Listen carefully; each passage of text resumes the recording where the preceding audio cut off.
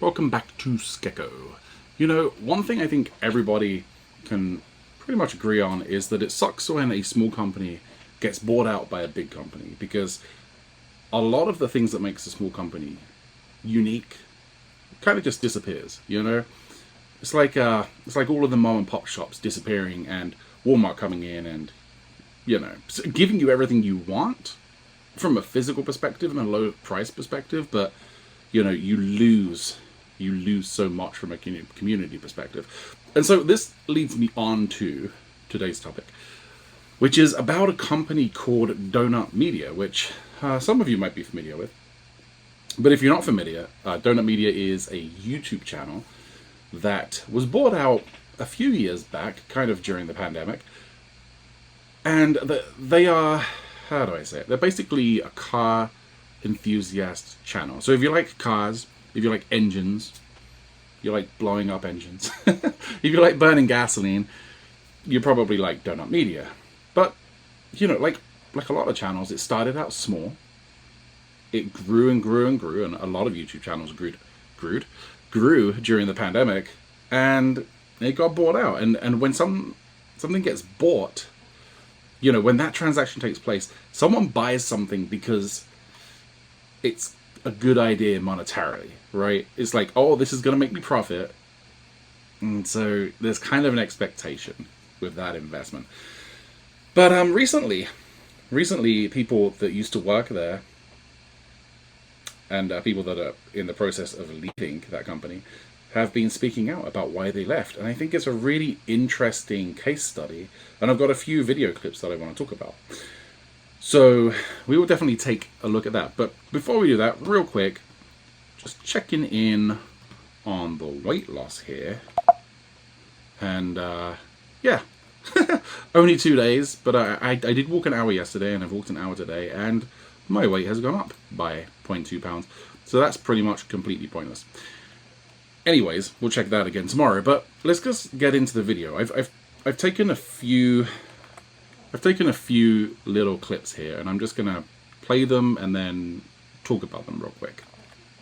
Like, money aside, it got to the point to where it was COVID happened. We worked so crazy hard that when we came out of it, we then got acquired, and then our fun YouTube job, which is like the best job on the world in the planet, because you get to do the things you want to do. Now we don't necessarily get to do that. It's a 9 to 5, and it just... I think it's a product of getting too big, growing too big, and then trying to just never drop down. Right. And I think, What he says there about getting too big, growing too big, never drop down, that is just everything in the world is based on that, right? You put money into a 401k, and it's like, oh, my money's going to grow, and it's going to grow, and it's going to grow. Is infinite growth possible? I've always said one of the coolest things about YouTube is that you can take swings. You can try stuff you want to do, and if it doesn't work, you find out immediately, right. And then, you revise. Mm-hmm. And we stopped doing that a long time ago. Yeah. And we just got to where we were trying to make videos that we knew would do well. Right. Instead of making videos that we just wanted to do. Yeah. And when you have to convince people who are paying for it to do the videos you want to do, it gets old fast. Yeah. And so I think that's a really big point that he's making, right? It's like we're making videos that we know are going to do well. If you know those videos are going to do well, why even buy the company? Just make the company from scratch. Make the videos that do well. Just be a copycat. Don't take a company and strip all of the great, pieces away from it and dwindle it down to, I'm so scared to try anything, I'm just going to do this. Okay? Because you'll never evolve into anything. The evolution of a company requires some level of risk.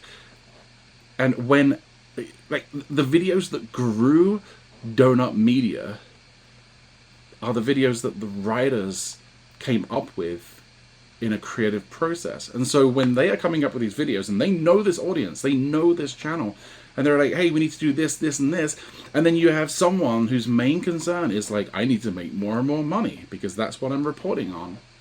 And they're like, no, we're not going to do that. That sounds too risky. That doesn't align with what we've done. That's an enormous change, for one. But who would want to work like that? You're going to lose the really good creative types at that point. Okay, so on to the next clip. If you guys are familiar with Linus from Linus Tech Tips, he actually decided to talk about this, and he started talking about the soul of a company, and there was a little bit of irony in what he was saying because, well, we'll just look at the clip and I'll point it out as we go. Maybe it's not possible for a channel to keep its soul. Can you guys think of an example of one that survived a corporate acquisition? And I mean, we haven't seen... It's been 3 years. They're still dropping 2 million view videos. They survived.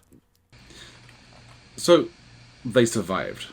They're dropping 2 million view videos. It's been 3 years. And he does go on to say that, you know, that doesn't mean everything is perfect inside and culturally and everything like that. But you're looking at views as the metric, okay? And the views don't tell you how satisfied somebody is with something over time. Because we're all creatures of habit, right? And I think of like, you know, TikTok. It's pretty easy to get 1 million views on TikTok because TikTok is toilet content. I look at TikTok when I am bored.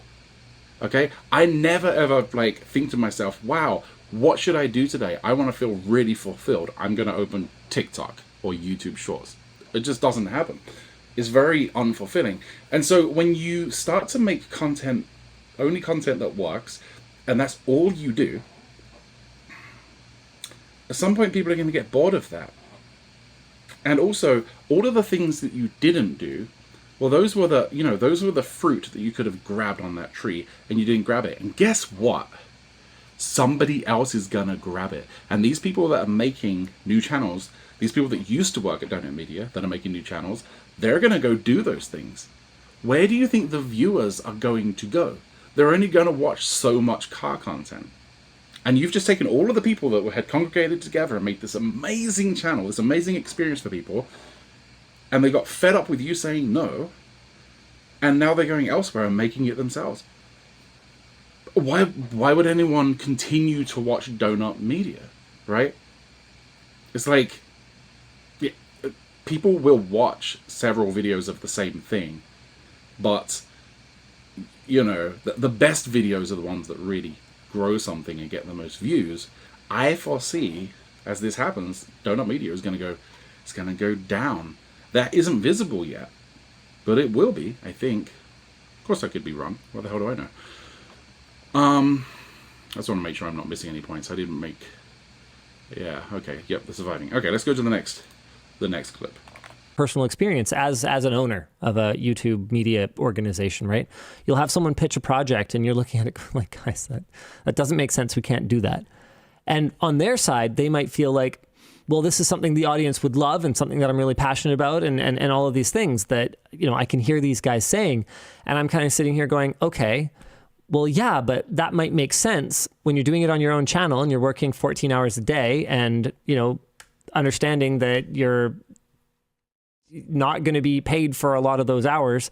But, you know, within an organization that has to have, you know, a proper overtime policy and has to have proper, you know, paid time off and has to have, you know, all of this overhead and all of this administrative burden, you know what, it wouldn't have made sense because while you're looking at it going, well, this is a great idea and I could do this in 2 days. It's like, yeah, sure. If you spend those 2 days in a feverish working state and do and see absolutely nothing else, yeah, sure, that could make sense.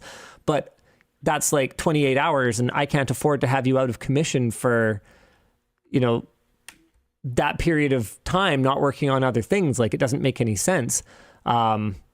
We can't have a camera operator following you around like that.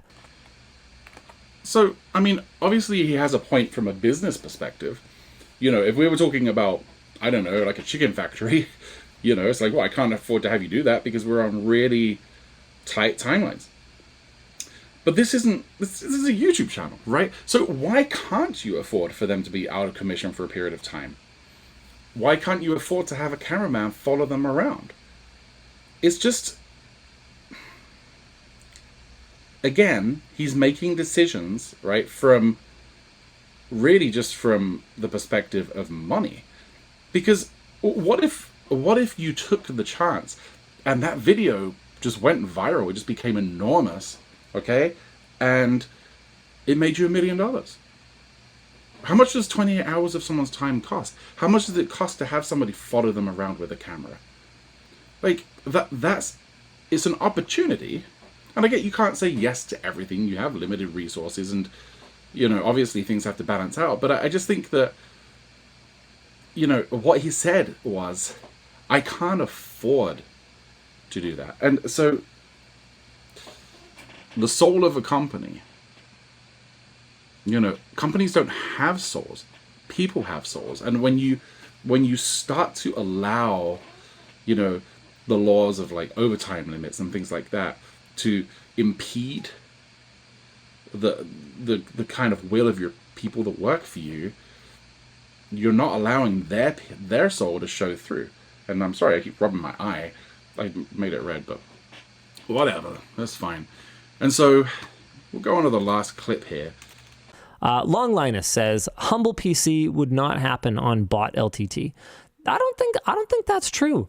We have been Humble PC. Yeah, that was that like crazy build we did with like $5,000 worth of fittings or whatever it was. PC? Oh, that one. Yeah, Okay, the Humble PC. Yeah. Just ridiculous, just memeing. Yeah. And no, Humble PC would happen on bot LTT. That one we didn't lose money on that. However, excuse me, sorry. However, Kettle's response, I don't know about Humble PC, but April Fools definitely wouldn't. April Fools wouldn't. We lost so much money. There is the irony, because he's worrying about the soul of the company. He's worried about the soul of his company. And that 10, 15-second clip shows that the soul of his company is gone. Someone points out, well, you wouldn't have done this one. He's like, well, I would have done that one. Totally would have done that one, because we made money on that one. But the perspective of the person looking at that is like, you really wouldn't have made any money on that. The only reason that Linus is saying that he would have done or allowed this is because he made money on it. But you don't know if you're going to make money on something. Okay? That's an educated guess at best. And then he looks at the Halloween video and is like, wow, we lost so much money on that. Okay. Yeah, you did. But you also published something that people watched and has become part of their memory. It's become, it's something that they remember. It's something that they think of. It's something that they will think of you when they think of Halloween. It's something that will come up in conversation. And so it's a little ironic, right? He's like losing the soul. The soul is not the company. People don't operate on, oh, I can't work more than 8 hours in a day, or I can't work more than 40 hours in a week. Your job as the manager, as the owner of this company, because your YouTube channel has succeeded so well, is to prevent all of the red tape from destroying the creativity that made your YouTube channel so popular in the first place. And it's sad because a lot of YouTube channels have been kind of destroyed by that. When people spend all their time measuring things, it's like they can't even see the forest for the trees. They're so caught on the little details that they don't even see it. It's like your house is burning down and you're like worrying about your sidewalk being cracked. I don't know. It's crazy. To conclude this whole thing, and I'm reading my notes, sorry, but YouTube, it's not a factory. Like, to go back to that chicken factory example, it's not a factory, right? It's not as easy as photo steps A, B, C, and D, and your job is done. YouTube's a community, and you have to post videos that do show the soul of people, and you then have people that are interacting and engaging with the content that you post. If you want me to be hooked to your channel, some of the stuff you post is going to have to be experimental. And some of that stuff you're not going to profit from directly. And I think you have to think of these things as like a loss leader, right? You know, when a shop sells something at a discount or below the price for which they purchase, they essentially lose money. But you're bringing in the people, because we're creatures of habit, right? If you can keep me hooked, you post these little videos that I really enjoy, and I watch your bigger videos because that's my habit. It's not going to be profitable for the little videos, but it's going to be profitable overall. And again, companies, they don't have a soul.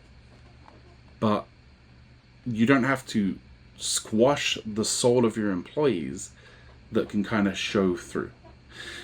Anyway, this was a bit of a rant, and now my eye is super red. So I'm going to call it good, and I will catch up with you guys tomorrow.